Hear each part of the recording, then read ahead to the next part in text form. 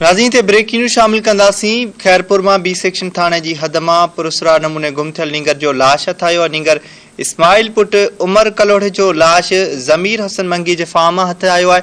वारस मूजिब फोती नींगर 5 ॾींहं अॻु भेण जे इलाज लाइ सिविल अस्पताल आयो जितां पुरसरा नमूने गुम थी वियो हो। या ब्रेकिंग न्यूज़ अवां सां शेयर कयूं पिया। खैरपुर मां बी सेक्शन थाणे जी हद मां पुरसरा नमूने गुम थियल नींगर जो लाश हथ आयो आहे। नींगर इस्माइल पुट उमर कलोड़े जो लाश ज़मीर हसन मंगी जे फार्म मां हथ आयो। इन हवाले सां वधीक अपडेट मालूम कंदासीं। खैरपुर जो रिपोर्टर शबीर फलियो असां सां टेलीफोन लाइन ते मौजूद आहे। शबीर, इन हवाले सां आगाह कजो। जी बिल्कुल, तव्हांखे ॿुधाईंदो खैरपुर बी सेक्शन थाणे जी हद ज़मीर हुसैन मंगी जे फार्म हाउस भरिसां पुराणो जेको लाश हथ आयो आहे ऐं जेको लाश खे जेको पुलिस तहवील में वठी सिविल अस्पताल दाख़िल करायो आहे। तव्हांखे ॼाण ॾींदा खैरपुर में बी सेक्शन थाणे जी हद में ज़मीर हुसैन मंगी जेको फार्म हाउस लाश हथ आयो आहे उनजी सुञाणप जेको पुलिस करे वरिती आहे। इस्माइल पुट मोहम्मद उमर कलोड़ जे नाले सां उनजी सुञाणप थी आहे। जी ठीकु आहे, वॾी महिरबानी शबीर फलियो तफ़सील ॾिनो।